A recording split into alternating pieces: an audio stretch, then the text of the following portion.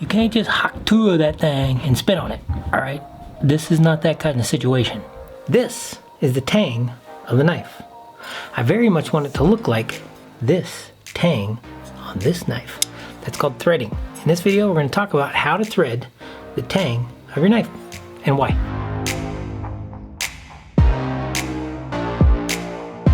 All right, so why do we thread the tang of a knife? This part right here. See that? That goes inside that handle. That's the tang. The reason for threading a tang of a knife is so that you can take this, a barrel nut, and mount this handle onto this knife permanently, strongly, and securely. So when you're all said and done, you have this right here. See that? Ooh, ah, yeah. Permanent, secure, strong, and adjustable. There's many situations in knife making where it's really super handy when you're doing hidden tang knives, so meaning this portion of the tang is hidden within the handle. It's extremely handy to be able to thread this or to have this threaded so that you can use a barrel nut on the tang to actually hold your handle material on the knife and to create pressure and clamp everything up. Basically, you're creating a clamp, a metal clamp, a permanent fixture for clamping handle material and guards onto the knife. So that's what we're shooting for. Now there's a lot of different ways to get a threaded tang. You can weld a piece of all thread or something like that on the back of this thing. Not my favorite method. It creates a weak point, and if you don't have a welder, which I don't, it's kind of hard to do. Another method is to take an actual threaded bolt, slot the tang, put a pin through them and pin them together so you have this kind of hinged thing. I've done that a lot in the past. It's not the most secure. It's kind of a pain in the neck and it's a little bit more work than it needs to be. It does give you the benefit of, say you have an oddly shaped knife or an oddly shaped tang, it does give you the benefit of being able to bend that, to hinge that down. So if you have handle material that's kind of really got a lot of bell into it or a curve into it, but for most instances, it's not the best option. The best option simply is to thread the tang of the knife itself. So you actually have the threads built into the tang. All right, there's multiple ways and styles you can go about this, but the simplest method that I've found is using a threading die. All right, so I have two different sizes. I have a 1/4 by 20, so which is the coarser of the two, meaning it's a thicker tang with more broad threads, so they're not as tight. That makes sense? And then the second, a finer version, is called a 1032 thread. So this is the threading die for the 1032 with the handle. The finer threading die, like the 1032, creates just a more precise thread. It creates a finer thread over smaller diameter. So this is like a really small thickness or thin stock knife. And so the 1032 thread is going to work a little bit better because it more matches the overall ending diameter of that tang, which we'll get to. For actual mounting, actually creating the nut to go on the tang itself, I've found threaded standoffs or barrel nuts that are actually pre-threaded to be the easiest to come by. You can go on McMaster-Carr and places like that, and you can actually get these female threaded standoffs. So they're already pre-threaded. There are certain thicknesses. You can get them in multiple thicknesses. I either go with 3/8 or 1/2 inch because I have counterbores, which I can show you later in a construction video. They're perfect for counterboring a hole into, see if we can catch that, counterboring the hole into the handle material so that when this barrel nut goes in, it's nice and snug and even and clean, and it keeps everything squared up, okay? So that's the construction method I use for most of my hidden tangs now. And I used to try to machine these myself, and you can do it. I've done it out of bronze and stuff like that. If you don't have a lathe though, you're not gonna be as precise as you may wanna be for getting that perfect round to fit perfectly within your handle and have a nice clean fit. Okay, so sometimes it's easiest just to find the hardware to match the effect you're trying to get without having to create it yourself. So McMaster-Carr has these stainless, I think they have them in copper, they have them in silicone and other, not silicone, but plastics and stuff like that. But I use the stainless, hardened stainless, 18-8 female threaded standoffs, and you can get them anywhere from 1/4 inch to 1.5 inches, 2 inches. You can get them really long, get them really thin.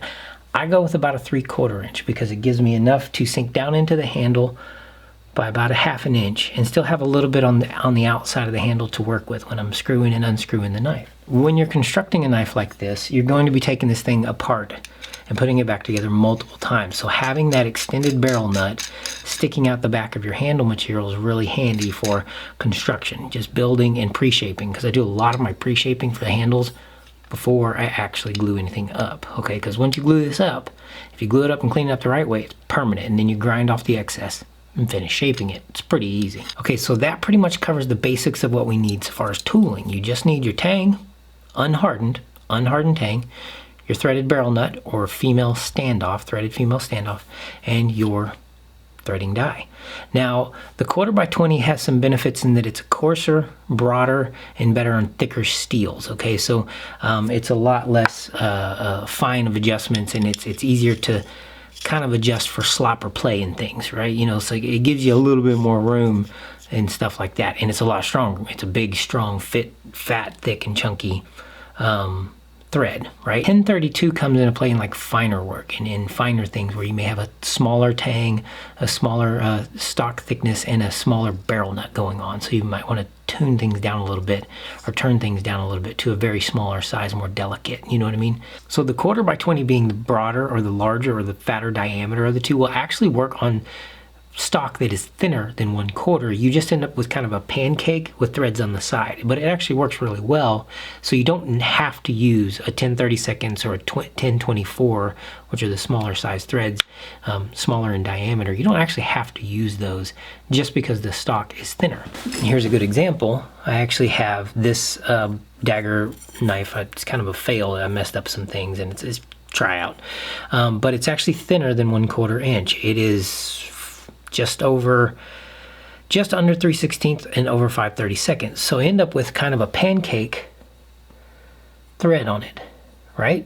But it actually works really, really well. It doesn't really make a difference. Even though I used a 1/4x20 thread, it doesn't really make a huge difference in the actual grab and grip of the thread itself, because you've got enough meat on the sides here that it doesn't matter that these are flat. It's got a little bit of play in it, see? You're going to end up with a little bit of play and stuff like that, but that can be kind of helpful when you're actually mounting your handle hardware to kind of center things up and then torque it down, and it squishes everything together. Once you get it filled up with epoxy, it's going to be secure. The only problem you may find there is that when you grind off the back end, you may see some gaps top and bottom that are epoxy filled. Now, if that bugs you, go with a thinner thread. Go with that thinner 10/32 or 10/24 or 10/24 thread. That's where I kind of go with it. If it's thick enough stock to use the 1/4x20 thread and fully fill out that cylinder, you know, you're making your rod basically on the back end, then I'll go with 1/4x20. It's coarser, it's easier, and it fills the gap. You're not going to have big gaps in the back of your actual ring whenever you grind it off. Like this one though, this stock on this was just a little under 1/4, so I went with the 10/32, and it turned out really well. Very small gaps on the back end, which unfortunately are kind of one of the artifacts of doing things this way. If you're really, really pretentious about that kind of stuff and you don't want any gap back there or any ringing or haloing showing around your barrel nut and your thread, then you're going to want to find, or you may have to make, an actual threaded standoff, a threaded barrel nut that is not threaded all the way through. You only threaded a portion of the way through. You can find them. You can get them on McMaster-Carr. They're the female threaded standoffs that are only a portion threaded, but they're shallower and they're way more expensive, and you may not be able to find it in exactly the size or dimension you want. So think about that. If you can machine it yourself, who cares? Different story. Just machine it to the depth you want for your tang to fit in, and the grind off on the back end so that you have nothing showing, which is a wonderful thing. I don't have that option, so I go this way. Okay, so for preparing your tang, the key things to keep in mind here is you want to know where center is, especially if it's a dagger. What I do is I find center on my tang, and I will drill a hole before I start grinding, like a 1/16 hole exactly dead center, so that I have something to look at and index while I am rounding that tang out. I can actually look at this and index and tell if I've got a perfect roundness or an even roundness going as I'm grinding the roundness into that tang, because I'm gonna have to grind that in there. You can file it in there as well. I prefer to do it with the grinder and then maybe chew it up with a file if I need to. So you need to find center, and then you're going to have to mark on your tang how thick you want the final dimensions to be. So find those edges. For the 10/32, or the 10/24 thread, the smaller the thread, the round that you create needs to be a diameter between 0.185, so 185 thousandths, to 0.192, so 192 thousandths. Somewhere in that range. It doesn't have to be perfect all the way down the cylinder, but it needs to be as close as you can get it and within that range. Any smaller than that and your threads are going to be too shallow. Any larger than that and you're going to tear your die up trying to get all that metal off of there. You can cut off a little bit of the excess if you have too much metal in the excess. Say you're like 0.195 thou in some places. The die will actually take that off. It will cut that metal off and then leave you with a nice round. But I like to try to get them as close as possible. So this tang right now, I've already ground it out profile wise and evened it. So I'm looking at 340 thousandths side to side. So from center I need to shave about 75 thousandths off of each side of this tang. So I'm going to go ahead and mark, and this is just guidelines. I'm just giving myself kind of a visual cue here. You can see that. There we go. All right, so I've kind of got myself a visual cue there of where to grind to when I start grinding. Now this is just a visual cue, okay? So I'm actually going to do most of my measuring and stuff with my micrometers while I'm actually grinding this in and trying to even it up. I also need to mark how far down I want my thread to go. So on this one, I want my thread down at least an inch from the top, so it's about here. So I'm actually going to grind it down 1.25 inches, 1.5 inches to get some of that material out of the way for threading. So got myself some rough marks there. Let's go to the grinder and get this thing rounded out.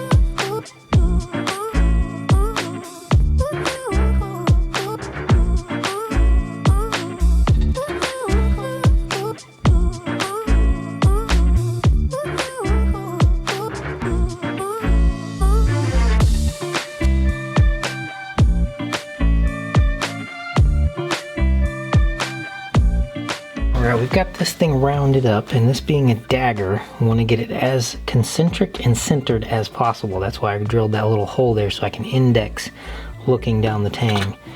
The back end's kind of ugly, but we ended up right about 185 for most of it, so that's good. Maybe a little thinner on the back end there, but the main part where the nut's really going to need to catch is really right about the primo thickness. Maybe a little on the thinner side of what I wanted, but 185 works.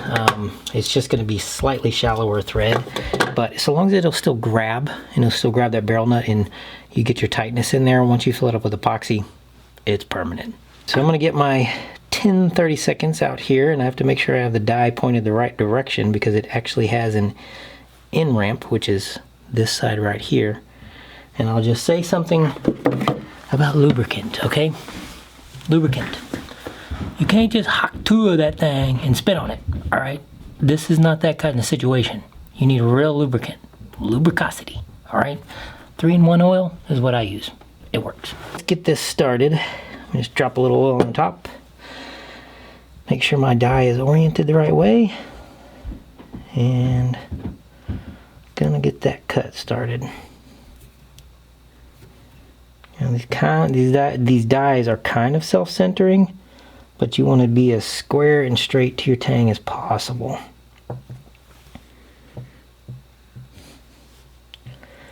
Because once that thread starts to cut, you want it to be perpendicular and squared up.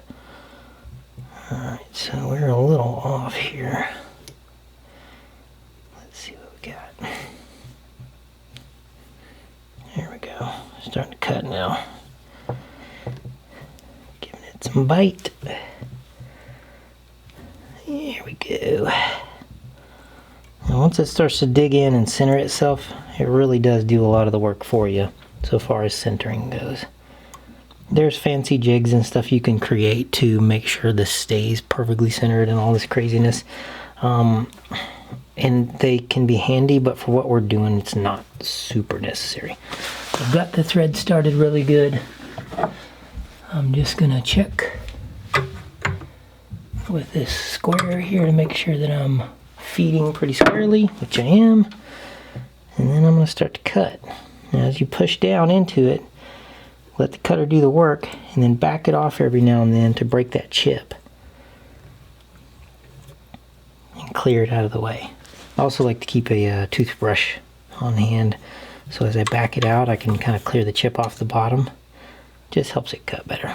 And every now and then you may have to completely wind it off and really clear your chips out if your cutter's getting dull or if you're starting to get really clogged up. But we've got a good bite going on this one. And it looks like our thread thickness, the bolt that we created, the bolt on the tang, is going to be more than thick enough to get a good deep thread in there. So we're looking pretty good. 182 is a 0.182, like 182 thousandths is kind of like a minimum, like a safe minimum for the 10/32 and the 10/24 thread dies. Anything over 190 and you start, it's a little too thick, so you got about a 10 thousandths window there. And shallower than 175 thousandths, you're going to have way too shallow of a thread and you could potentially pull it out.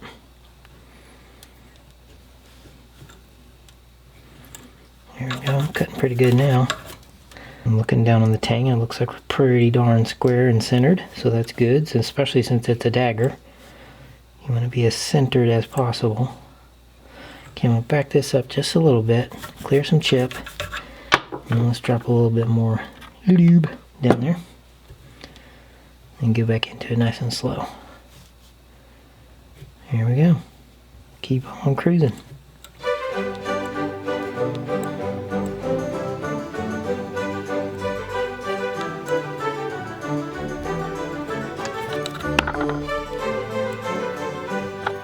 The deeper you get, the more you have to clear your threads. Just keep that in mind. I'm gonna get this thing threaded and get back with y'all. All right, we've gotten all the way down to the bottom of our thread. So now I'm just gonna wheel this off, and you just wanna be gentle. Remember to be gentle and patient when doing this. And you'll come out with a pretty darn nice thread at the end of it. And make sure you check your nominal diameters for whatever thread pitch you're gonna use, so that when you're creating your bolt, your cylinder, that diameter meets the optimum for that, or it falls within the range that will make for a good thread. So pop this off of here, and all the way off we go. of it. All right, now I'm gonna take a 600 grit and I'm just gonna kind of deburr this thing just a little bit like this. And I'll clean up all this, you know, with some rounding and stuff after heat treat, but you definitely want to make sure you do this before heat treat, no question. Unless you're using high carbon and you're not gonna harden the tang. So, there's that. Let's get some cleaning there and let's check our bolt. So, 10-30 seconds. Let's see how we did.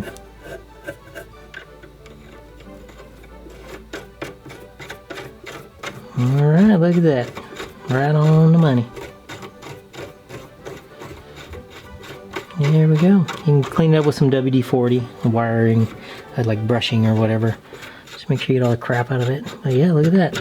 Smooth as silk, baby. And it is centered, squared, not canted any direction, and we just nailed that right on the first bat, on the first go. Perfect.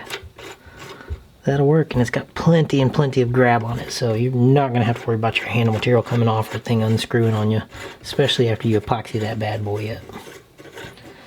So there we go. Clean it out, degrease it, heat treat that sucker. I'm gonna go ahead and wrap it up there.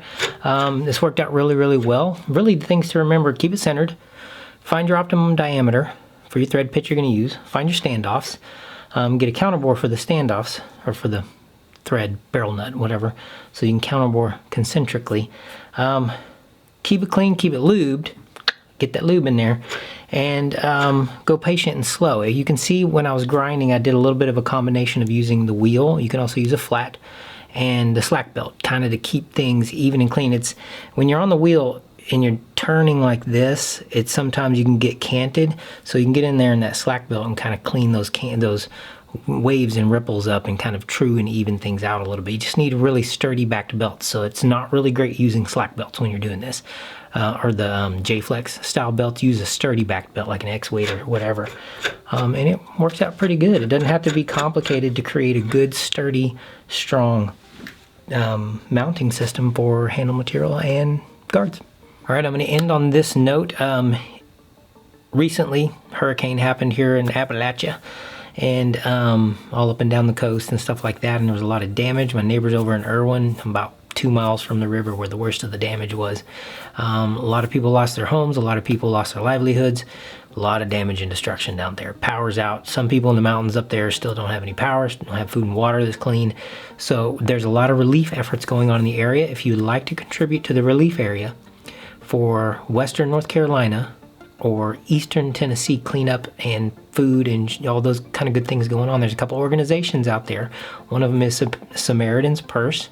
I think it's SamaritansPurse.org. They're taking relief donations. They've got a big mechanism in play to actually handle this kind of thing. They're on the ground here and they're doing all kinds of good work. Mercury One is another one, another organization out here doing some really good work, getting a lot of supplies and a lot of food and water to people as the cleanup crews and stuff are starting to restore power and try to rebuild things and stuff like that. So if you want to donate to anybody, I would suggest those two organizations first. There's many others out there. A lot of the local churches are doing donations and stuff like that. We took some supplies last week. We did a couple supply runs on our own, just went, picked up, asked people at some of the, the depositing locations or the drop-off locations, like, what do you need? And so we went and did that on our own last week, just to kind of fill those emergency immediate needs of people in our community here for food and water and their animals and stuff like that. So we've done that. There's a lot of people around the county that are doing the same type of thing, or around this region that are doing the same type of thing. And there's a lot of churches and private organizations and private individuals doing that kind of thing as well, which is awesome. It's great. It's fantastic to see. And that is really, really making a difference. So the bigger organizations like Samaritan's Purse and Mercury One, they have just like bigger mechanisms.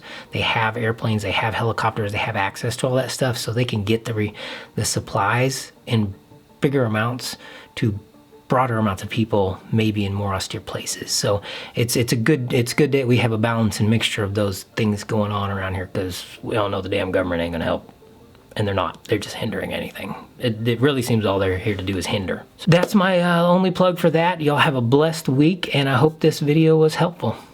Y'all be good.